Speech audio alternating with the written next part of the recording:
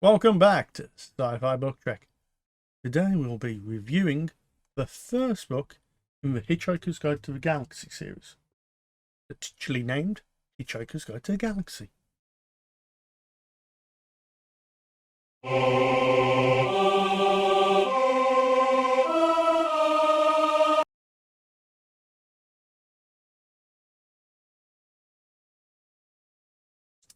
The book is the first novel in a five six-part series, depending if you count the sixth book.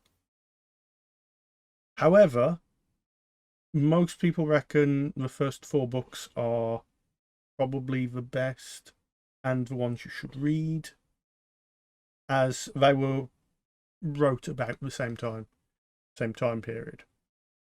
And the fifth one was writ later on, added to it, and the sixth one was in the process of being writ, but unfortunately Douglas Adams passed away and it was posthumously released with some added bits. Well, yes, it should be mentioned at this point that the book itself is an adaptation from the original radio play.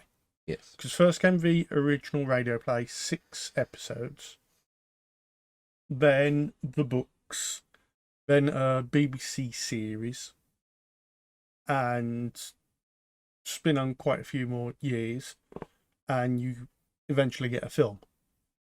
Yes. It says in Adam's foreword of my copy that the adaptations, every single adaptation is apparently changed in some way or form from the original radio plays. And he wrote the omnibus editions to try and fix things in place, the actual story and the actual narrative, and that if anything had changed post the completed omnibus editions, then it would just stay broken. Because I mean, it should be noted you read one of the omnibus editions. Yes. And I've got the individual one on its own. But I will say I have knowledge of some of the other adaptations and like the original radio play. There are slight changes and slight variants. I mean, it's like 90%, 95% the same, but there's that like extra 5% which is either different or not put in, or like something else is expanded upon.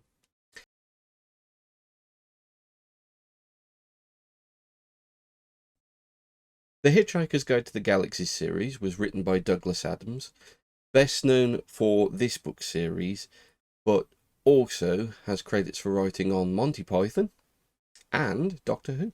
Yep. Also done the Dirk Gently series. Yes, but it also is the writing credit on the video game Starship Titanic. Yes.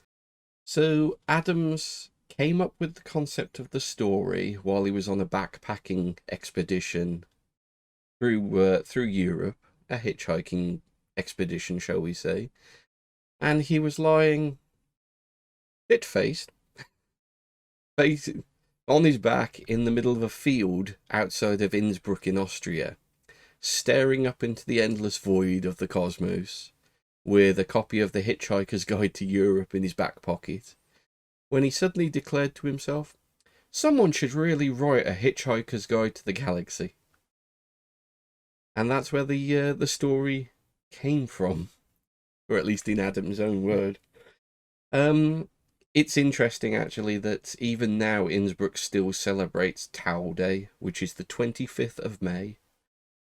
Well, it's actually international, but Innsbruck itself puts up banners and all sorts of bits and pieces every single year on the date. Nice to be remembered. Mm.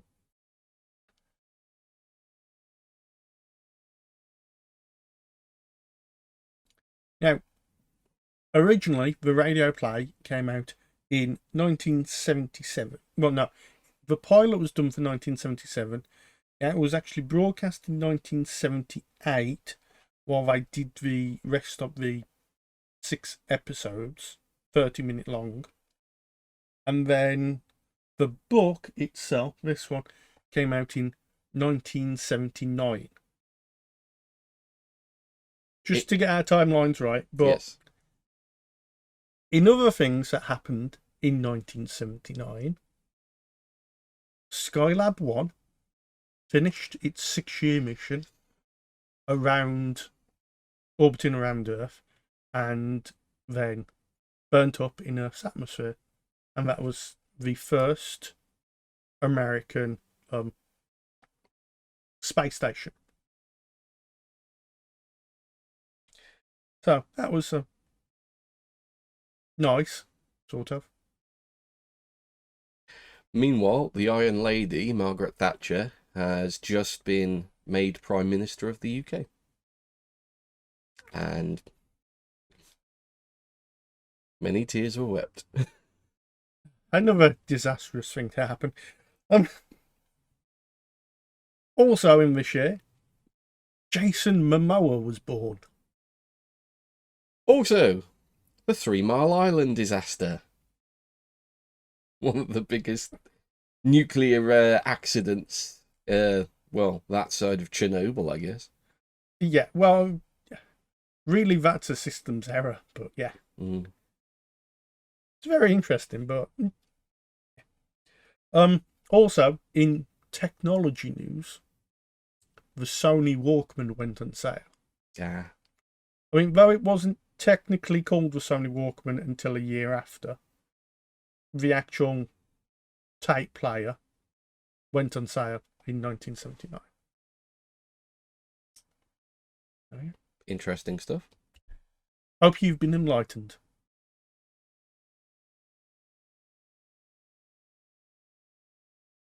Let's go on to characters.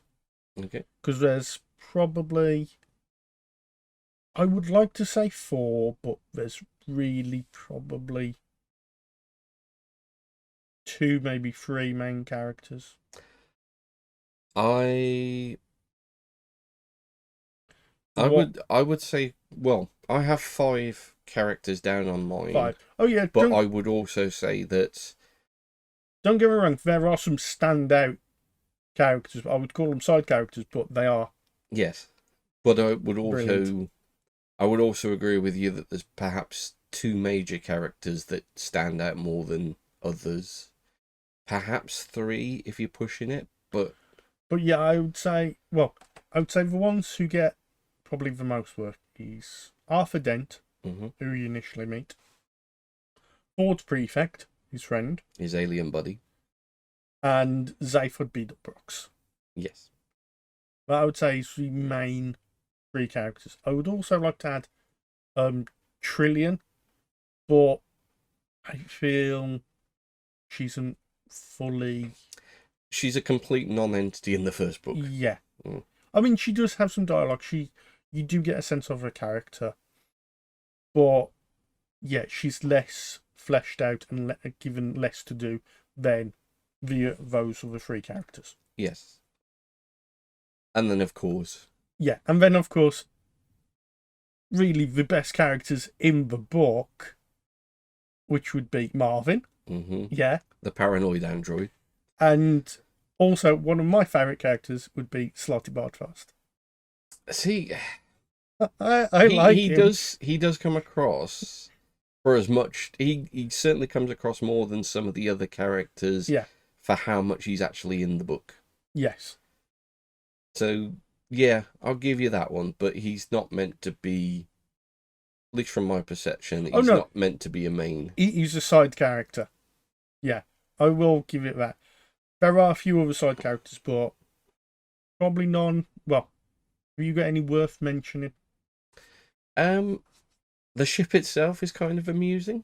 There's a blink and you miss it character in the whale. You like the whale? I like the whale. As far as characters, who stood out for you the most? Certainly Marvin's the standout character, but that's kind of an obvious one. If I discount Marvin for a minute, I kind of like Zaphod, but because of what he's there to do. So yeah, I would say my favourite characters, of course, Marvin. Slightly back fast, but those are mine characters. I kind of do like Arthur. Ford, I don't think he's fleshed out enough. Zaphod is fleshed out enough, but I feel he's someone who is nice to have at a party, but you don't want to really spend more time than that with him. No, I know what you mean. He's an abrasive personality, but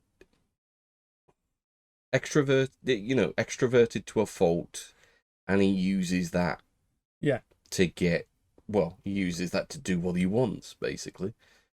Arthur, bless his heart, he's trying to get by. He's just trying to live his life, and I think life keeps shitting on him.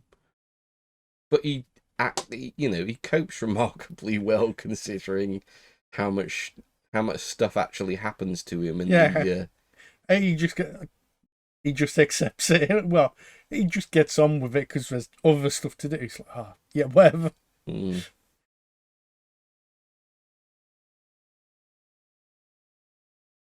So first of all, let's start talking about the book itself. It's comedic science fiction. Yes. Which in itself, for the time, apparently was a hard sell, especially for the BBC. Yeah. As I've already mentioned before, Simon Brett, one of the radio producers, when it came across his desk, it was notable as something that he'd been arguing for 4 years and never found any traction on. And then all of a sudden, Adam's script pops across his desk and he goes, "This is exactly what I've been looking for." At some point, it was also, wrongly labelled as a drama. I mean, I don't know the radio play. But yeah. But that was just before broadcast and they sorted it out. Yeah. Overall, the book itself is the first part of probably the first 4. Okay, so what do you reckon the main themes of the book are? I mean, he's short, and like you say, he's the first book of a much larger. Yeah. For me, there's a couple of themes that come across. One of them, every man becomes astronaut. We're just about to get our first pictures from inside the spacecraft with average, not Homer Simpson. And we'd like to... Yeah, every day, man. Yeah, I wouldn't say your lowest common denominator, but certainly someone who's not trained for this, someone who's not aware of not even necessarily aware of the grand cosmos. He's just trying to get on with his life every day, and suddenly he's thrown into a much larger universe. Because at some points it does feel like he's just been hijacked. And he's just going along with it, just, yeah, sure, okay. But, I mean, there's the other thing as well. You've got the grand scheme of things. Adams does a really, really good job. Even in this small part, it's establishing the grand scheme of the universe. You've got parts where it's like Arthur's initial problems are but a mote in the dust of the galaxy. You've got several points where things happen, and even the infinite probability drive will tell you, okay, that's a chance in 100 billion times infinity of this actually taking place. And it brings you into the scale of things that are happening. It's not just a case of the tiny, mostly harmless planet. I mean, it does make you, although it's like mostly sub for comedy, it does make you think, about the larger picture Mm. of the universe itself. Which you can imagine. You can kind of get into the head of Adams lying back, shit-faced in a field in Innsbruck, looking up at the infinite blackness. Yeah, and all the stars. Mm. Yeah. That's my read on it. What do you? No. I mean, for me, it's mostly comedy, but also, I mean, you could read it as that nothing really matters. Mm. I mean, all the things you put emphasis on that you think are important and you spend time working at to do something, make perfect, or put money into, ultimately doesn't matter and isn't the thing you should be striving for, and isn't the thing that's going to ultimately make you happy. Mm. It's because we do have that with a few characters, but there's no nihilism in it. No, it's logical. Yeah, that, and also I would also say it is very sort of, yeah, I would say very tangent heavy. It'll just go off on a little tangent, do a little thing, then come back to the story. Now, if you like that sort of thing, and like I do, it's fine. The thing is, it doesn't do it for no purpose. No, it has a small purpose within it, and it's doing some nice comic effect as well. Mm. So it is good. But yeah. Should we move on to recommendations? Yes.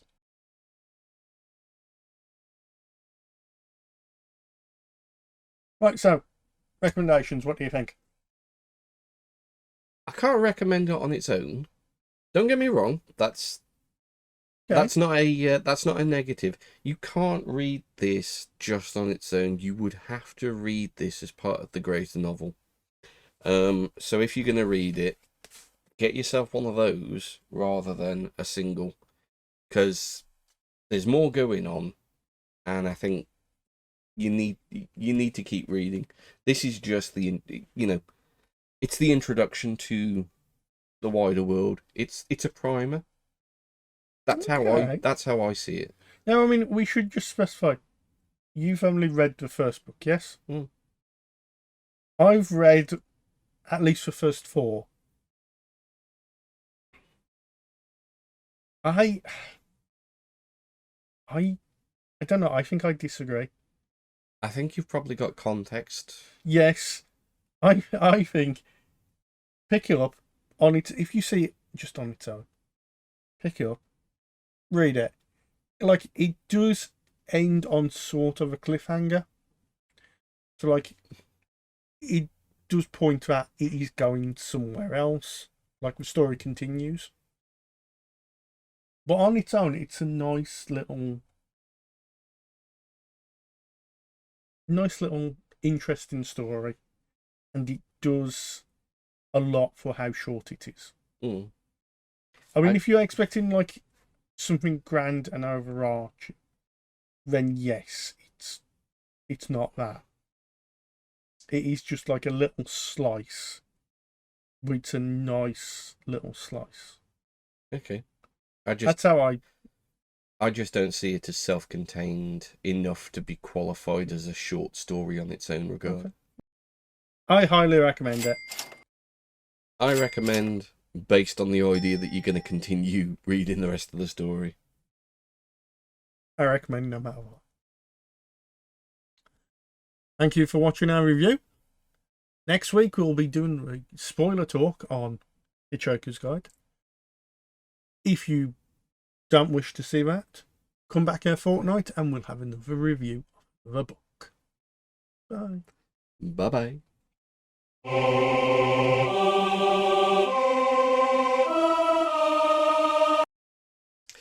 So, thanks for watching, guys. We'll deal with another... Thank you for watching. Now he's finished, fucking Christ. Thank you for watching.